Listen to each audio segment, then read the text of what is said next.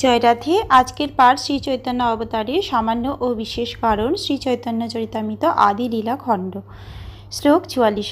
আজ অনুলম্বিত ভুজ কমলোচন তিলফুল জিনিনাশা সুধাংশু বদন শান্তদান্ত কৃষ্ণ ভক্তি নিষ্ঠাপরায়ণ ভক্তবৎসল সুশীল সর্বভূতে সম চন্দনের অঙ্গদেবালা চন্দনভূষণ নৃত্যকালে পরি করেন কৃষ্ণ সংকীর্তন। এই সব গুণ লইয়া মুনি বৈশম্পায়ন সহস্র নামে কইল তার নাম গণন।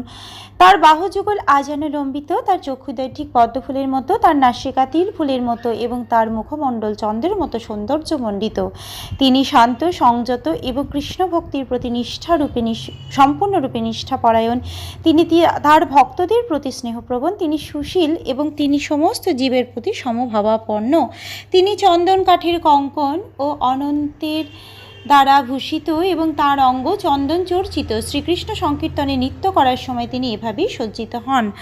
শ্রী চৈতন্য মহাপ্রভুর এই সমস্ত গুণাবলী লিপিবদ্ধ করে বৈশম্পায়ন মুনি বিষ্ণু সহস্র নাম স্তোত্রে তার নাম উল্লেখ করেছেন। দুই লীলা চৈতন্যের আদি আর শেষ, দুই লীলায় চারি চারি নাম ও বিশেষ। সুবর্ণ বর্ণ হেমাঙ্গ বরাঙ্গ চন্দ নাঙ্গদি সন্ন্যাস কৃচ্ছম শান্ত নিষ্ঠা শান্তিপরায়ণ। শ্রীচৈতন্য মহাপ্রভুর লীলা দুটি ভাগে বিভক্ত, আদি লীলা ও শেষ লীলা। এই দুটি লীলার প্রত্যেকটিতে তার চারটি করে বিশেষ নাম রয়েছে। তার আদি লীলায় তিনি স্বর্ণের মতো উজ্জ্বল বর্ণের সুন্দর দেহ ধারণ করে গৃহস্থরূপে লীলাবিলাস করেন। তার সর্বাঙ্গ সুন্দর এবং তার চন্দন চর্চিত শ্রীঅঙ্গ তপ্তকাঞ্চনের মতো দ্যুতি সম্পন্ন। তার পরবর্তী লীলায় তিনি সন্ন্যাসাশ্রম গ্রহণ করেন এবং তিনি সমগুণ সম্পন্ন ও শান্ত।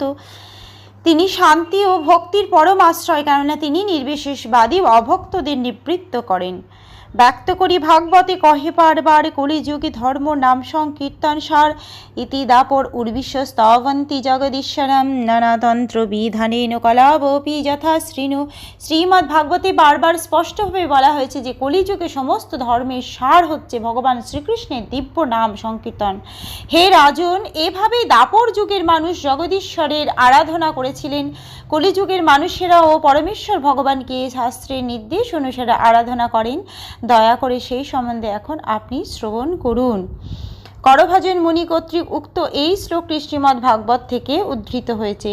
কৃষ্ণবর্ণং তি সহ কৃষ্ণং সঙ্গপাঙ্গস্ত্রবর্ষদম যজ্ঞই সংকীর্তন প্রায়োর্যন্তি হি সুমেধস। হে পরমেশ্বর ভগবান, কৃষ্ণ ও ন শব্দাংশ দুটি নিরন্তর উচ্চারণ করেন। কলিযুগের বুদ্ধিমান মানুষেরা তার উপাসনার নিমিত্ত সমবেতভাবে নাম সংকীর্তন করে থাকেন। যদিও তার গাত্রবর্ণ কৃষ্ণ নয়, তবুও তিনি কৃষ্ণ। তিনি সর্বদা তার পার্ষদ সেবক সংকীর্তন রূপ অস্ত্র ও ঘনিষ্ঠ সহচর পরিবৃত থাকেন। শুনো ভাই, এই সব চৈতন্য মহিমা, এই শ্লোকে কহে তার মহিমার সীমা। কৃষ্ণ এই দুই বর্ণ সদা যার মুখে, অথবা কৃষ্ণকে তিহ বর্ণে নিজ সুখে। কৃষ্ণবর্ণ শব্দের অর্থ দ্বৈত প্রমাণ, কৃষ্ণ বিনু তার মুখে নাহি আসিয়ান।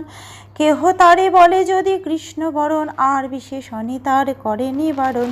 হে ভাই সকল, দয়া করে শ্রীচৈতন্য মহাপ্রভুর এই সমস্ত মহিমা শ্রবণ করো। এই শ্লোকে স্পষ্টভাবে তার কার্যকলাপ এবং তার মহিমার সারমর্ম বিশ্লেষণ করা হয়েছে। কৃষ্ণ ও ন এই শব্দাংশ দুটি নিরন্তর তার মুখে উচ্চারিত হচ্ছে, অথবা তিনি মহানন্দে নিরন্তর শ্রীকৃষ্ণের মহিমা কীর্তন করছেন। কৃষ্ণবর্ণ শব্দের দুটি অর্থ রয়েছে। বাস্তবে কি কৃষ্ণ ছাড়া অন্য আর কিছু তার মুখে আসে না। কেউ যদি বলে তার বর্ণ কৃষ্ণ, তাহলে পরবর্তী বিশেষণে তা নিবারণ করা হয়েছে।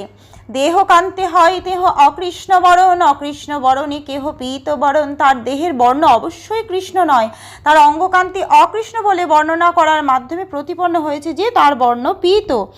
কলৌজং বিদ্যাংশ স্ফুট ভিজ যন্তে দ্যুতি ভরা দ কৃষ্ণাঙ্গ কৃষ্ণং মখ বিধি ভীরুত কীর্তনময় উপায়স্য প্রাহুর্যমখিল চতুর্থাশ্রম জুষাং সদেবচৈতন্য কৃত্তিরতিতরাং ন কৃপায়তে।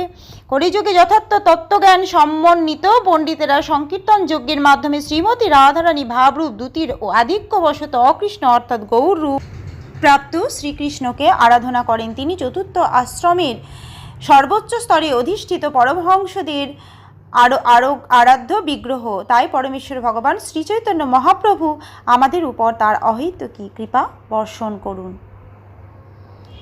আজকের পাঠ এই অবধি। ভজ শ্রীকৃষ্ণ চৈতন্য প্রভু নিত্যানন্দ, শ্রী অদ্বৈত গদাধর শ্রীবাসাদি গৌরী ভক্তবৃন্দ। হরে কৃষ্ণ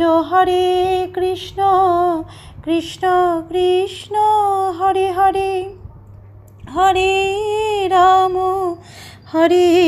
রাম রাম রাম হরে হরে। জয় রাধে জয় রাধে, জয় রাধে জয় রাধে। জয় রাধে। দণ্ডবোধ।